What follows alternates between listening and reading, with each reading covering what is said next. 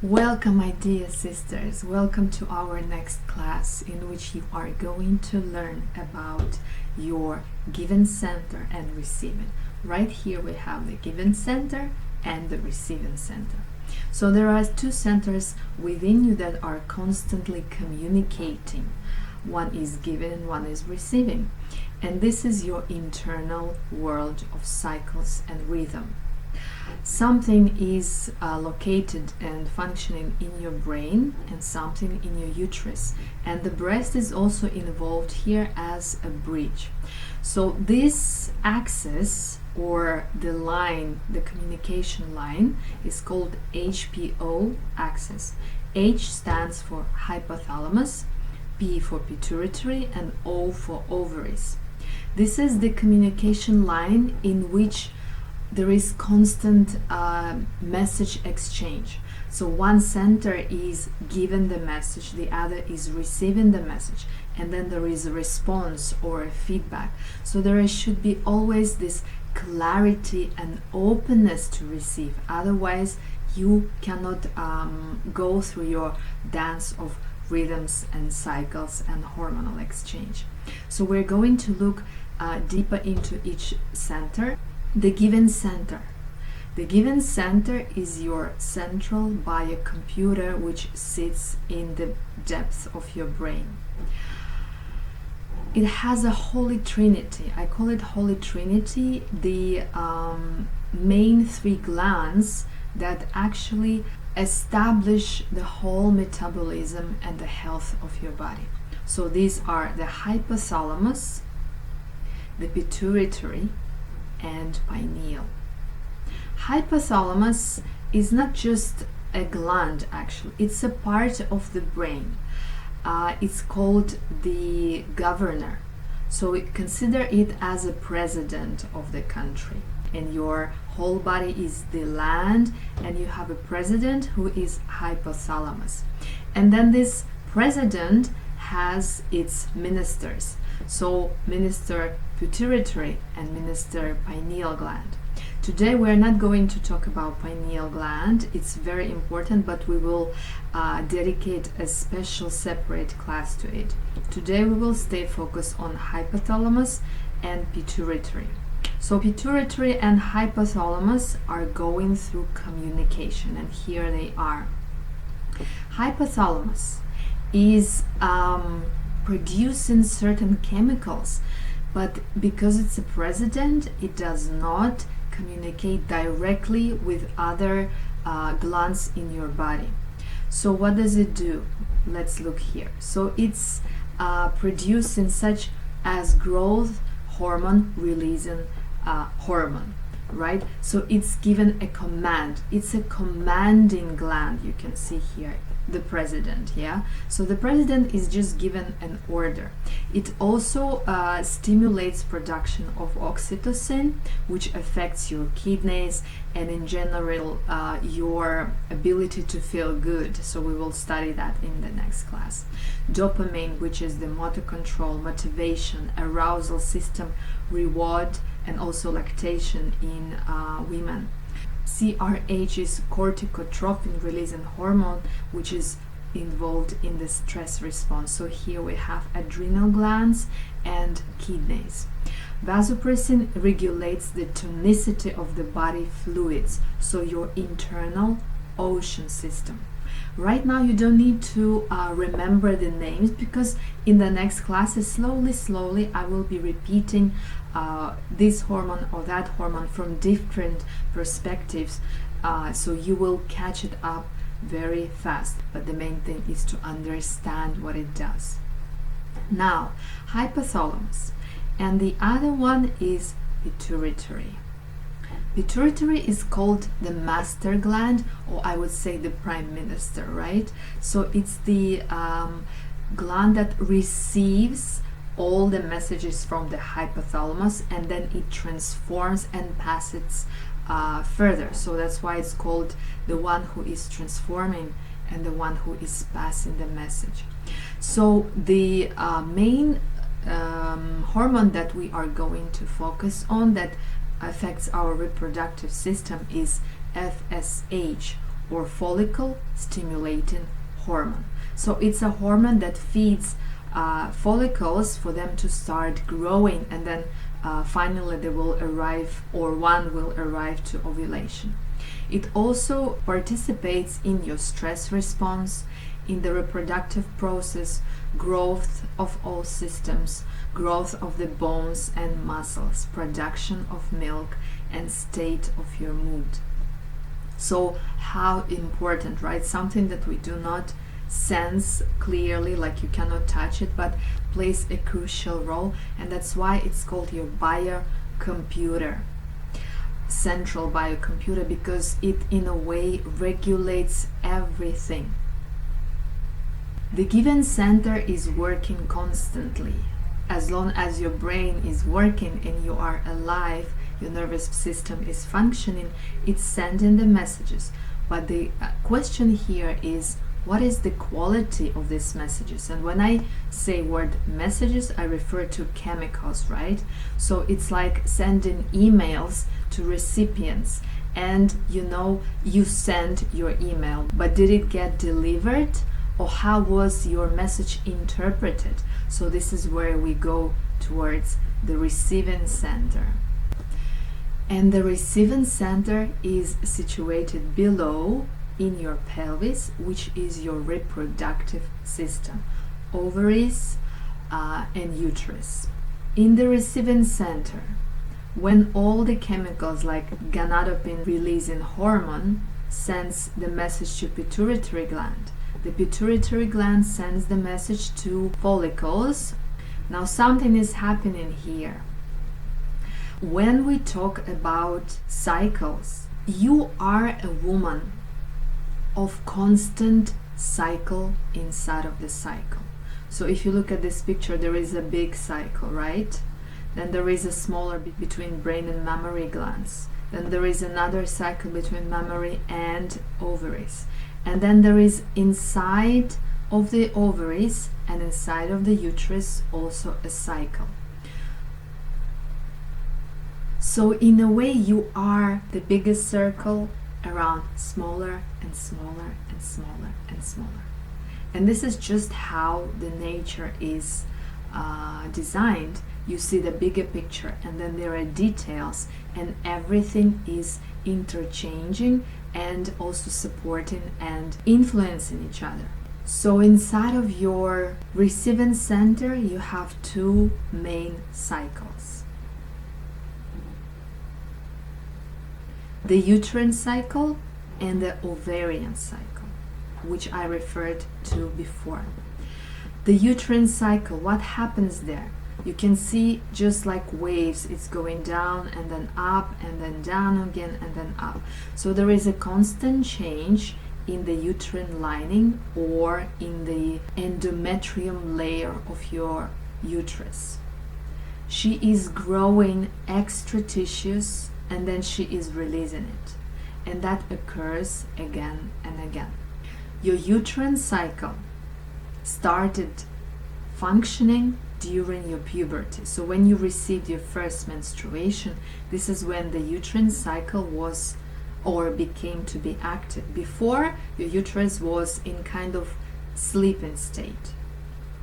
Now, ovarian cycle is something that is happening inside of the ovary throughout the month, all the time, whether you feel it or not. Interestingly, that if you can sense uterine cycle, obviously you are bleeding, there is some discharge, you can sense it, you can see it, and you can feel it. Where ovarian cycle is so internal that you cannot always sense it. Some women do, some women actually feel from which ovary they ovulated this time, from the left and from the right. Maybe you are one of these women. So this cycle happens so deep inside. And when did it start? This is amazing. The cycle of your ovary started when you were still in your mother's womb. So according to Western medicine, when you are in a state of gestation or when you were a fetus, your ovaries are sleeping. But actually it's not completely true. Why? Because you remember that from the beginning you had around 6 million of follicles, and by the time of your birth there was a drastic change or drop in the amount of follicles. So it means something happened to these follicles, right? They were part of some certain process, which means they are not actually dormant, they are not sleeping, they are working. It's not just they are working in terms of ovulation. So Western doctors, they consider ovarian cycle when you are going through ovulating and menstruating. But ovaries has extra function, not only for ovulating and menstruating. And this function we're going to study in our second part of the course. So your ovarian cycle started when you were still in your mother's womb as a fetus. And it still continues every month, something is happening. Even when you start menstruating, it's constantly moving towards the race. So this is called racing follicles, and also called process of recruitment. Yeah, so choosing that one follicle that will eventually ovulate and be ready for potential fertilization. The two main hormones that are participating in the ovarian cycle is estrogen and progesterone. They are dominant, but there are other hormones which are accompanying this process, and which hormones and how do they affect each other we will check in the next class. But for now, what I wanted to understand, that inside of you there is a giving and receiving. So receiving and giving are one of the most dominant and valuable aspects of our womanhood. So we are in a way receiving, and we are given, we're nurturing. But did you ever notice, and maybe perhaps you can relate to that today women have difficulty with receiving? So there is a sense of like, I'm not good enough to receive, or I'm not worthy of what I'm receiving. Perhaps I'm not receiving enough.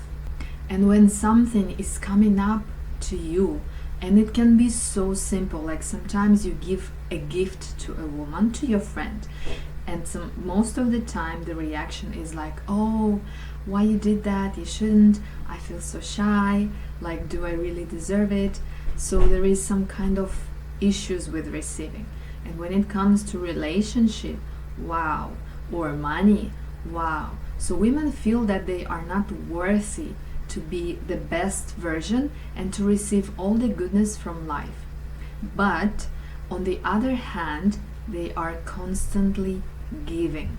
So they are giving their energy, they are giving their attention and love and time, and they do it with really great pleasure, with actually desire to give. It's like they are sharing themselves.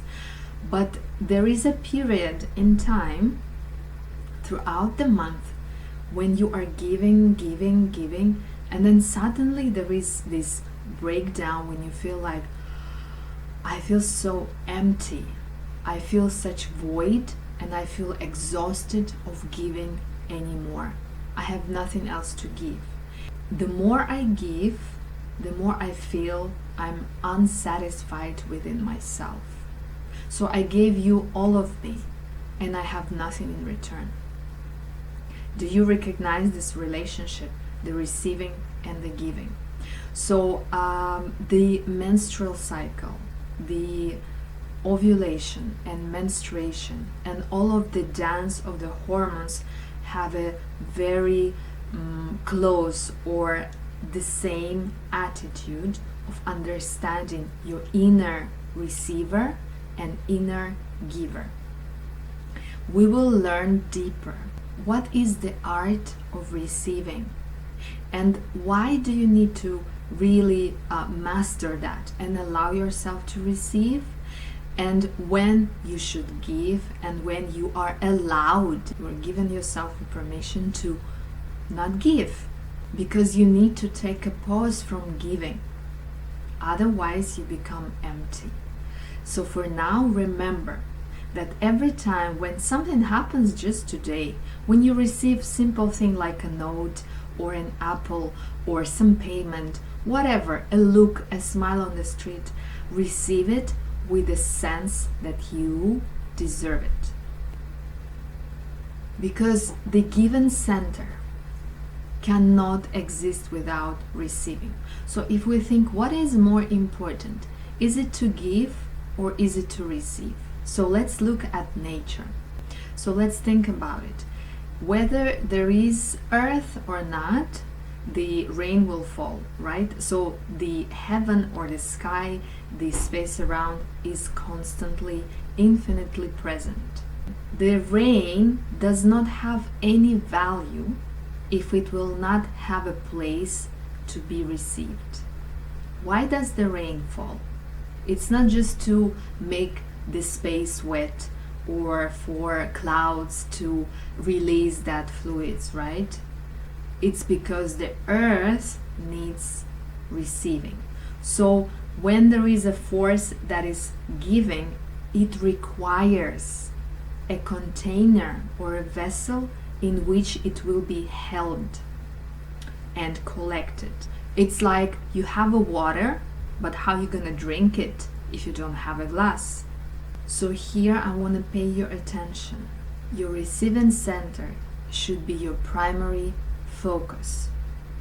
This is where everything is falling, and your glands in your brain will continuously produce without you wanting it or not.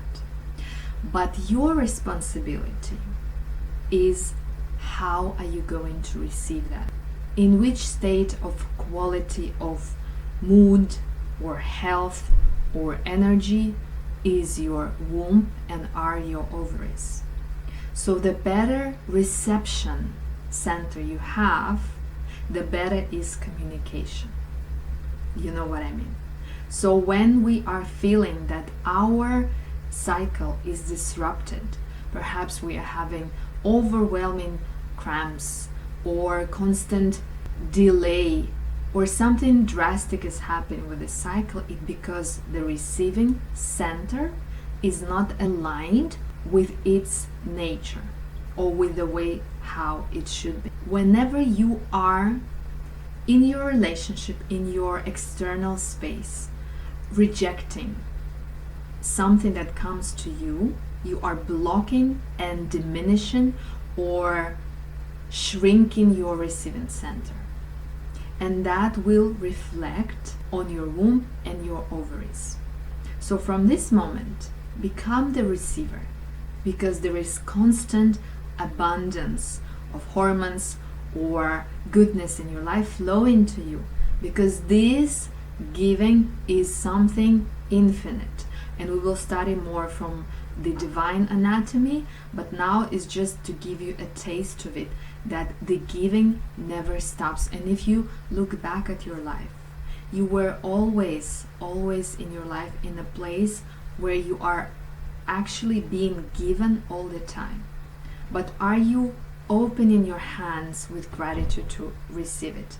Or you are closing, and look, when you're closing, you're making a fist. And fist is a form of defense or attack.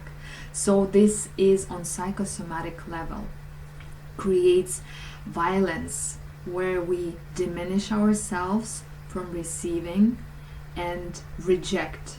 The nature designed you in a way that you are a perfect receiver, because you fully deserve it, because all the goodness of life is seeking for you and is constantly rushing towards you. Being able to receive, it means to relax. And this is one of the main concepts of healthy menstruation, is when you relax and calm down. And this is what we are doing in this course. We are remembering what is meaning of relaxing and calming down in terms of actually hormones and self-care, thoughts, actions, speech, everything matters. So in this class, what you are taking out is that you have two amazing powers. One is of giving and one is of receiving. They feed each other, but mainly you are asked only to receive and open your womb to that power that is flowing to you. In the next class, we're going to dive deeper into the dance of the hormones, and I will introduce you to my map of love. Thank you very much, and see you in the next class.